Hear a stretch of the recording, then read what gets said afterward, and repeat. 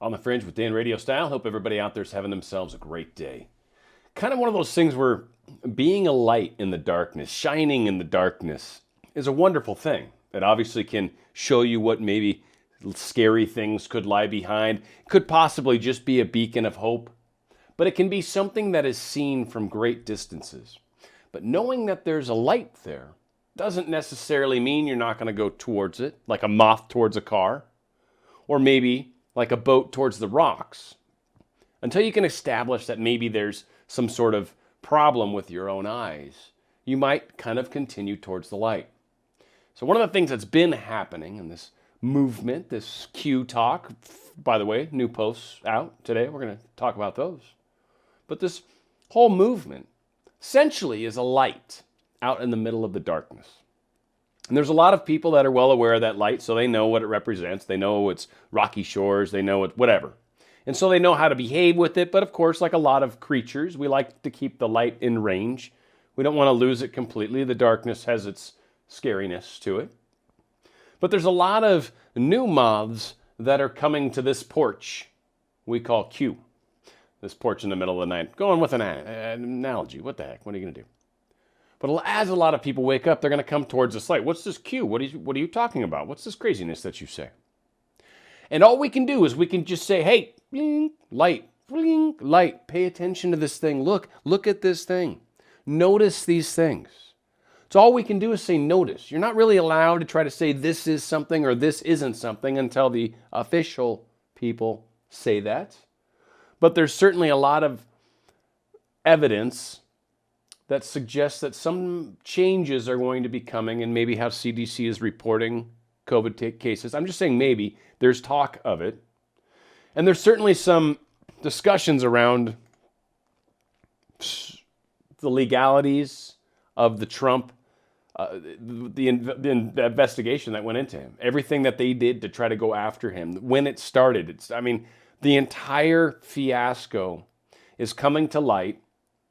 And that's another light that's blinking off in the distance. It's like, this is what they did with a person that apparently won the Electoral College, at least, handedly. Maybe not the popular vote by only 3 million, though. It was reasonably close, 60-some million to 60 million or whatever. Like, it's pretty close. But handedly won all the flyover states that they didn't care about.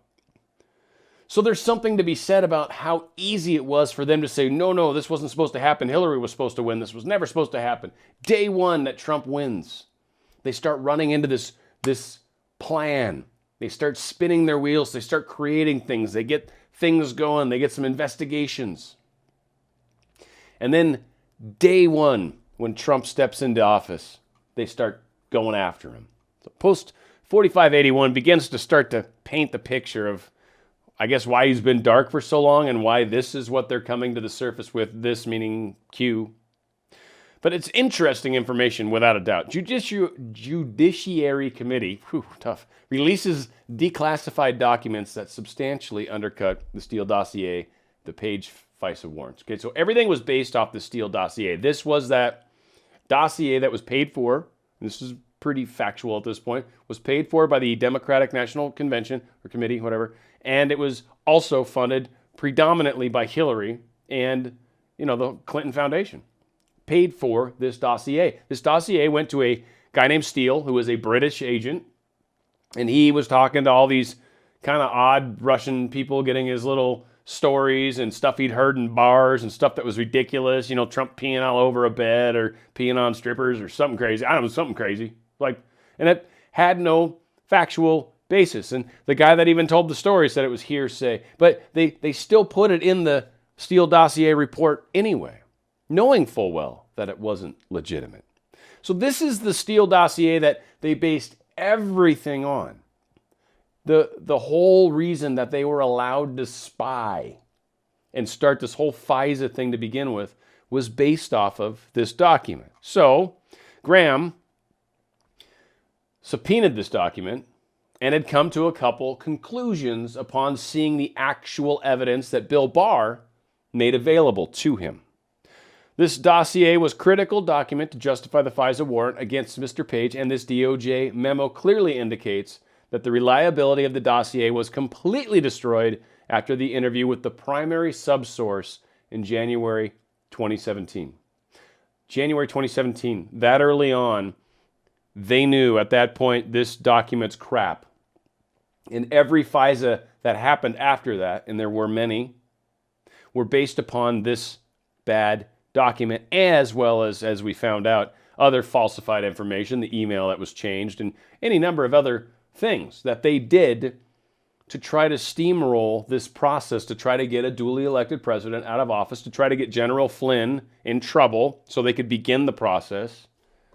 So one of the things that they talk about, the two parts that they really had an issue with. This document not only demonstrates how unsubstantiated and unreliable the Steele dossier was, it shows that the FBI was on notice of the dossier's credibility problem and sought 2 more FISA application renewals after gaining this awareness. Once they already knew it was crap, they got 2 more FISA warrants.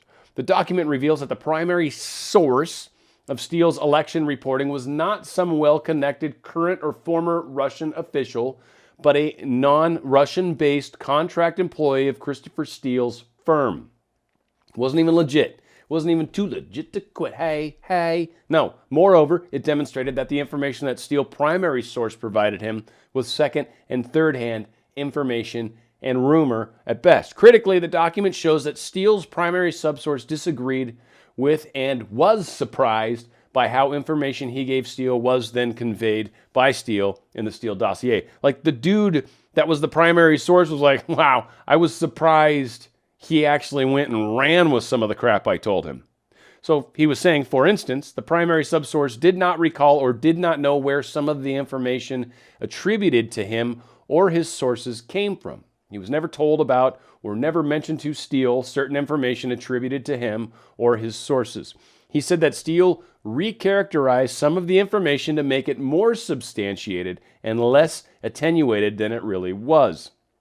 That he would have described his sources differently, and that Steele implied direct access to information where the access to information was indirect. So again, Steele flip-flopped a lot of the facts, changed the story, kind of, sort of, Hollywooded it up. So basically, the first part is none of the crap in that Steele dossier was substantial. I mean, like, it was absolutely fake, and it was obviously so. And after interviewing the subsource, the dude that was interviewed for most of that information, after spending hours, days, whatever it was, with the dude, they were able to figure out very quickly, this is crap. Also, the document demonstrates that Peter Strzok and others in FBI leadership positions must have been aware of the issue with the Steele dossier that the FBI interview with Steele's primary subsource revealed, because Strzok commented that recent interviews, quote, recent interviews and investigation, however, reveal Steele may not be in position to judge the reliability of his subsource network, end quote. So basically, Strzok's already saying, well, he's probably not in a position to really be able to assess these people. The document further shows that the FBI's assertion to the FISA court that the FBI believes that Russia's efforts to influence U.S. policies were likely being coordinated between the RIS, or Russian Intelligence Services, and Page, and possibly others, appears to be misrepresentation. So the whole Page thing seems to be misrepresented. This is because in his comments on the Times article, Strzok asserts that, quote, we have not seen evidence of any individuals affiliated with Trump team in contact with IO's and intelligence officials.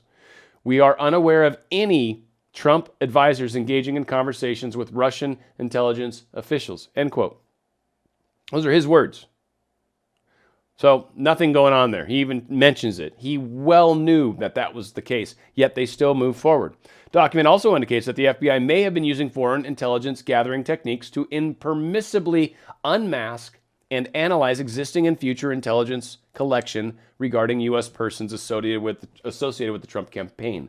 So both the CIA and NSA were aware, or are aware, sorry, this is a quote, both the NSA and the CIA are aware of our subjects, and throughout the summer we provided them names and selectors for queries of their holdings as well as prospective collection, end quote. So using the whole Five Eyes concept, New Zealand, Britain, I forget them all, right? England, blah, blah, blah, whatever. Five Eyes. Canada, us, there you go, something like that. And they can use any one of these to spy on ourselves, each other. Like, we can't directly spy on ourselves, but we can go, hey, England, British mates, hey, yo, English mates over there. Can you guys spy on such and such? They'll be like, oh, yeah, sure. Here's the words we want you to search. Boom, go after them. And then, just let us know. So there you go. We got other governments spying on us for them, which is still illegal. No matter how you slice and dice it, they're kind of getting around a little bit of trouble, but again, still not legal. 4582. Got another link going on here. And hey, what do you know? FBI Crossfire Hurricane Unit watched Trump the day he took oath of office. They were already spying on him. This dude was just like fuming. This guy was fuming. He's like, why am I not involved? He was like, I guess, reaching out to one of his people. Said he was so much so that he was angry. Agent complained he was kept out of the loop on a Bureau counterintelligence briefing at the White House. Struck emailed his boss, counterintelligence chief Bill Priestap. He could have folded the FBI briefing into his strategy for investigating Trump associates. Could have folded the story into it. Could have made it work, man. I got this. I'm the master of making up stuff, making things look like this way. He also in here, direct quote, I heard from, redacted, about the White House CIA, I don't know, briefed, routed from some redacted name as well, Mr. Strzok said. I am angry then that Jennifer, a colleague of hers, did not at least CC me in any branch pending investigation matters. There's blah, blah, blah, right? I don't think that was the part that I wanted to point out. Oh, this was the part right here. These documents suggest that President Trump was targeted by the then director James Comey, FBI, as soon as he stepped foot in the Oval Office. This is what this Judicial Watch Tom Fitton's saying, but through reading through all these docs, this is what they're coming to find is the second he stepped foot in office, they began going after him full force. And we've obviously seen how that's played out over the past number of years. Obviously using this crap document and a bunch of people that obviously have problems with Trump personally. I mean, him, we got Feinstein, we've got Pelosi, we've got Schiff, we've got, right, like just the laundry list of people that they were just on board because, deep state's kind of how they roll, right? 4583, we got another post here to something that's fantastic. Now, one thing I want to say, I'm going to toot my own horn a teeny tiny bit, but over the past, few days, I've done a number of shows where I've actually covered a huge chunk of this stuff. This judiciary stuff that we just did was new, but this stuff coming forward, I've actually covered, but now it's being posted by Q, which makes me feel kind of good. I don't know. I was like a day or two or three ahead of it. But 4583, what would the primary purpose of inflating the C19 numbers be?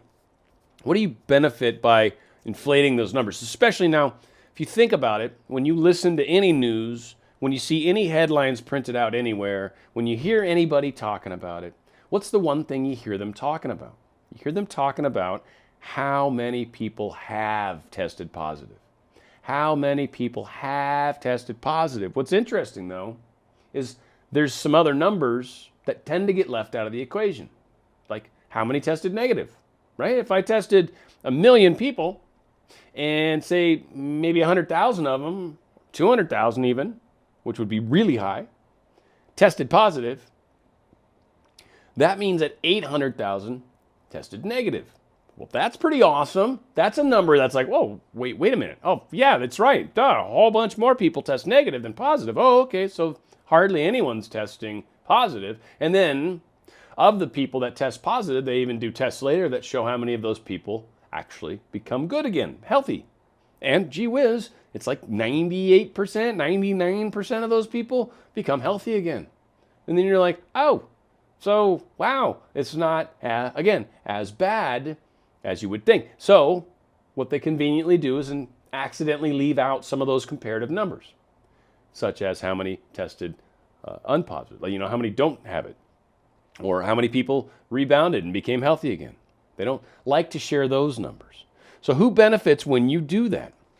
We've talked about the push, and of a lot of things. One, there's fear. Let's just talk about some of the things that's going on with COVID right now, with this huge pandemic fear that has really low mortality rate. The fear is that it's so easy to get. It's everywhere. Oh my God, it's swimming in your house. It stays there and just floats for days. Like, watch out. You can't just shine light on it. Those, whatever they're going to say.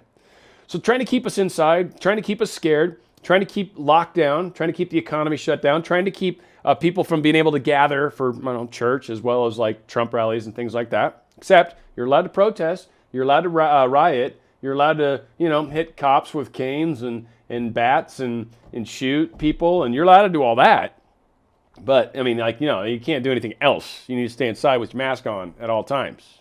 So again, what are they trying to do? Now, infiltration's interesting because if you think of the infiltrators, they're the ones that are allowed to be on the street. The infiltrators are the ones that are running around, pulling down statues, doing all sorts of harm. The infiltrators have been given, in many cities, carte blanche to run around and do whatever they'd like. That's how infiltration works, especially when you have mayors and governors, and apparently, I'm guessing, because they're not doing anything about it, and they're getting mad at Trump when he tries to send in the National Guard or at least offer him up when Homeland Security's like, hey, we got help, we can help. No, it's cool, just stay out. Don't come out of your place and stay the heck out. It's like, what, huh? So again, the infiltration has already occurred.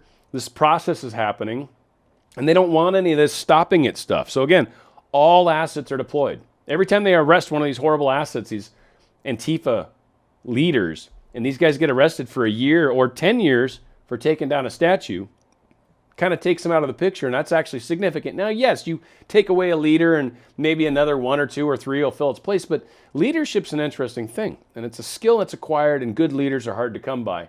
You have lots of soldiers, and yes, you can make martyrs out of people, but losing leadership is actually profoundly painful sometimes.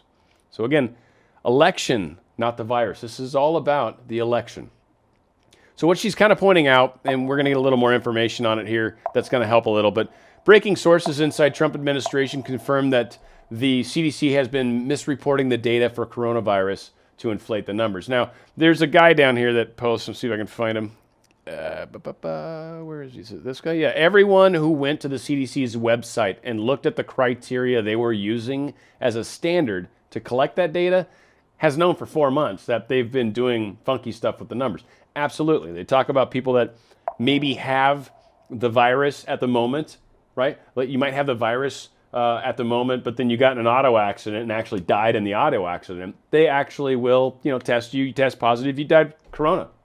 Literally. I'm not this is cases of this kind of stuff happening all over the place. Places where if you're going to die from something else for sure, and you somehow test with COVID, that's what you died from. Now, they even have a bunch of cases that we've come to find out where they think they had COVID and died, but never verified. Never were able to verify, but they think they had it, so they went ahead and counted that as a COVID death as well.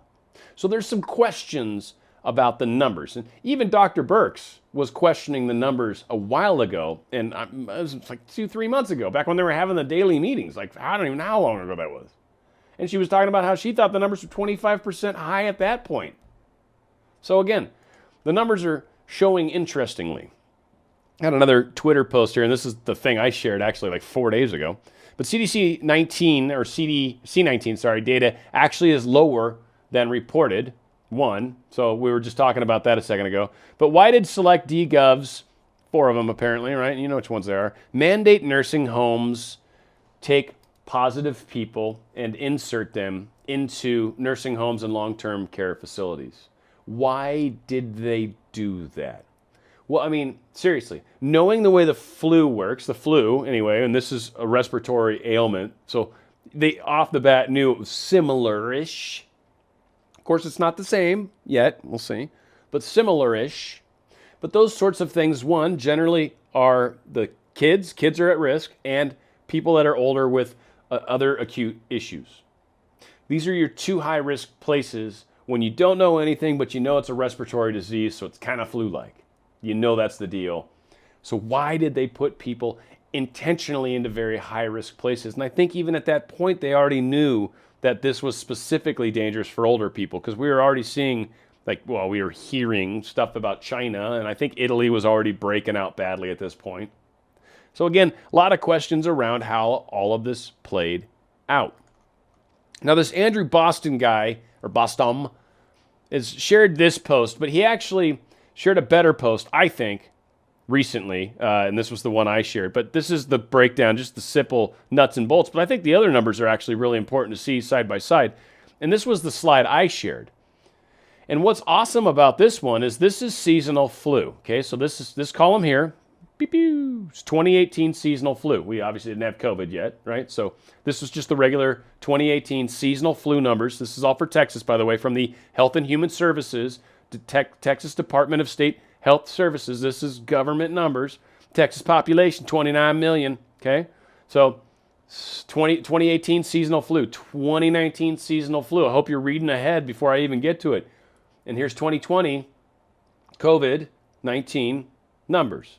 Now, tests you show reasonably low here, right? 100 plus thousand, 200,000, right? No big deal. 2.6 million tests have been done. Wow. How many of those tests actually tested positive? 250,000. That means roughly 2.4 million people tested negative. 2.4 million tested negative, 250,000 tested positive. Of those, 3,000 deaths, 3,112. Now, what's interesting is when you look at the flu numbers, death rates are significantly higher. 2018 at just shy of 12,000 deaths. And 2019, better year for us, a couple thousand people less, 10,000 deaths. This is like 33% of that number, a little more than, right, or less than. And it's like almost 25% of this number. This is a pandemic we shut down the world for? We don't stop school for flus. We don't stop the economy for flus. This is the numbers. This is Texas numbers. Even if they're inflated right now, this is Texas's inflated numbers. And they're still way the heck lower. When you put the numbers in perspective, when you actually have people that share good numbers, you actually start to find out a slightly different story. And it makes you wonder what else is going on. What other surprises await us? Well, not to be outdone, 4585 decides to take it one step further. How do you provide cover for invalid positive test results? So I don't know if you guys remember the story, think pawpaw fruit. There was a pawpaw fruit in like an animal, and they tested it, and this was, I don't know if it was Philippines, I forget what country this was, some other country. And they got a bunch of these tests. And they took the tests and they tested a pawpaw fruit, which is some sort of weird fruit, and they tested, probably delicious though, and then they tested some animal. Sent those tests in, they both tested positive for COVID. So there was an intention, they figure, with the original tests, or they were contaminated. I'm going to give the benefit of the doubt. We'll assume they were contaminated. So all the testing equipment that was ready for this virus was contaminated. And so anybody that used them assumed they were positive, and, that caused a little bit of a problem for, their lives, right? If you test positive, that's horrible. So again, the swamp runs deep. This stuff's been planned. You've got situations organized all over the place. And it was one of the reasons why Trump went down a very different path with testing, because he knew he couldn't trust the tests that were out there. So they had to do something else. Again, swamp runs deep. News is fake, right? All the information that we're basically being handed, and from some of the official sources even, is being questioned.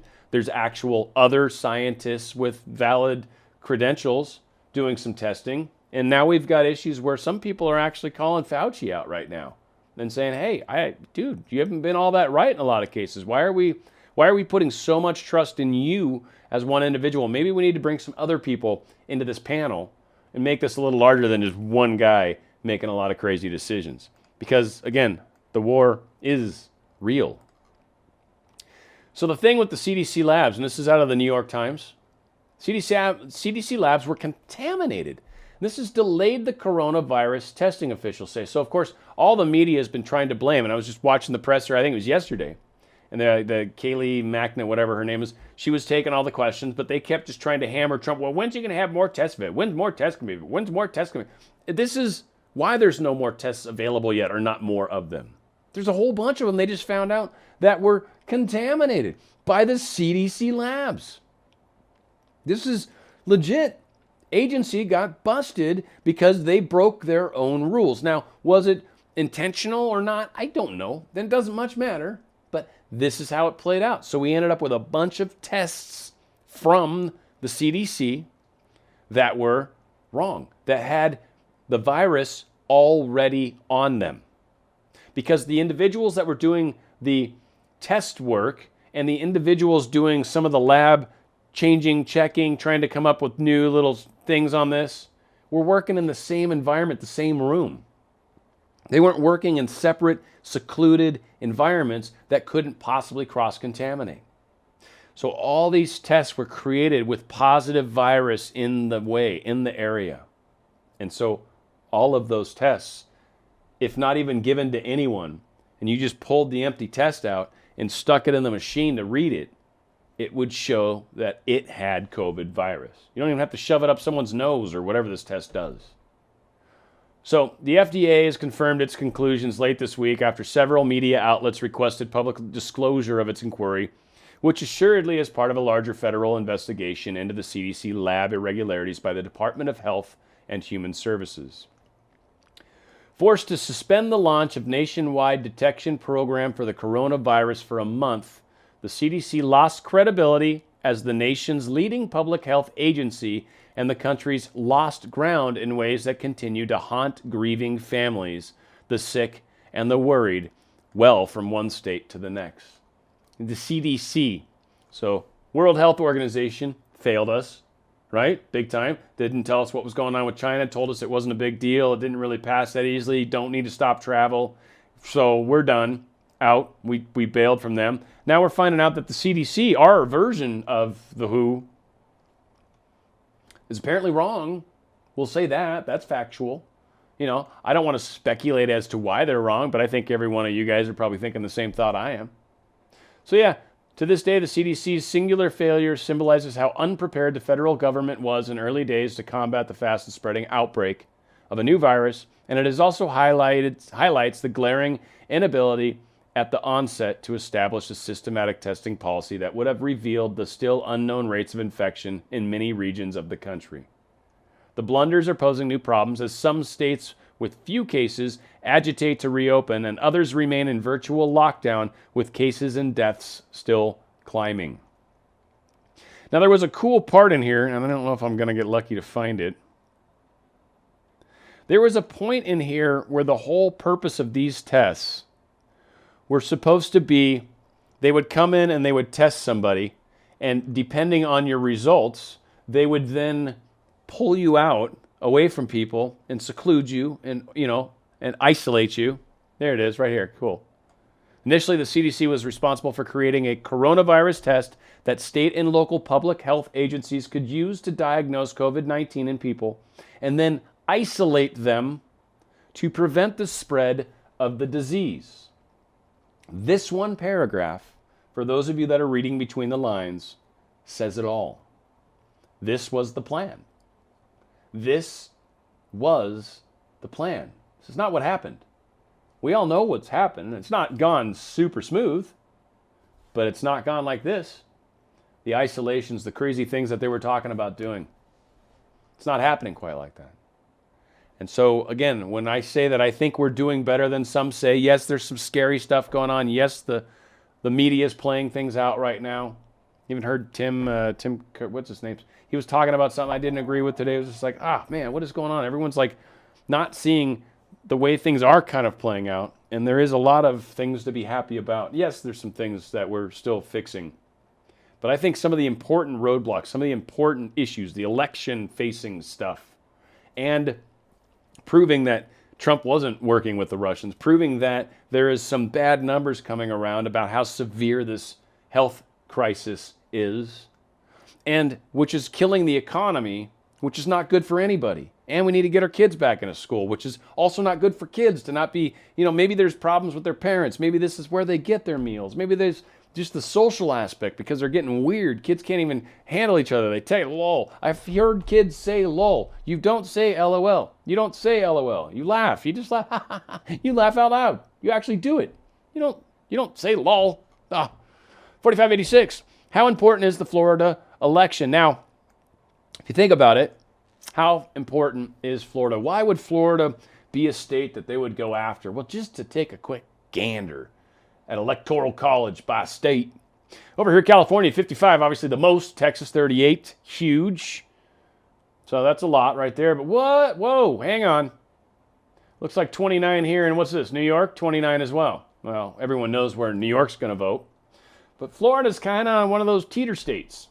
And picking up 29 of those votes is a big deal. And whoever gets those 29 votes can make an enormous difference. Now, again, same thing. I'm kind of wondering if there's any chance of slicing any of this number out, because I am very disappointed with the governor, for sure, of this country, and certainly pretty much all the people of Congress, both senators and people in the House, suck, I think, pretty much in my state, and have for, a very long time.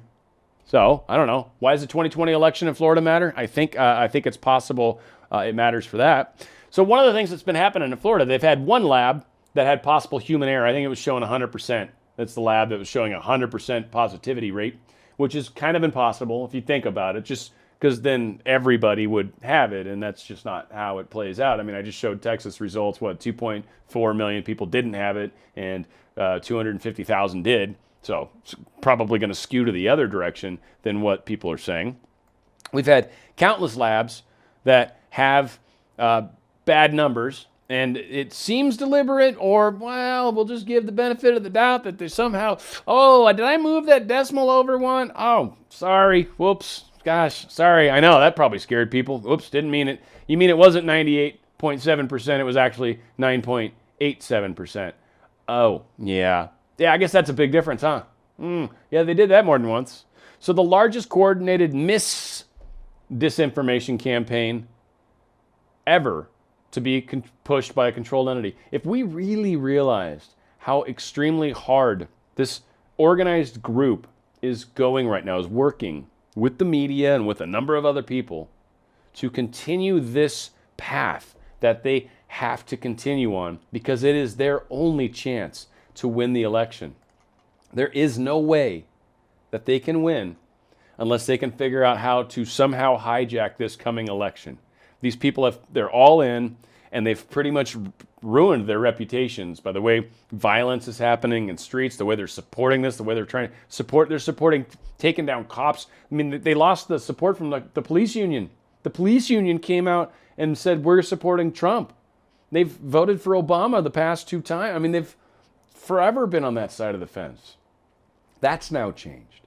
A lot of things are changing. But yeah, countless labs have reported 100% positivity rate. Absolutely not possible. We've got one that reported 98%. So Fox News has been digging into this. This is actually one of the stories I covered big time. And there's some major numbers that are happening in this story that show labs testing not actually talking about how many false tests there were, and just only reporting the positives, only. So it has this 100% because there's no number relative to it, and the numbers may not have even been big, but it doesn't matter because 100% of everyone they're testing has it.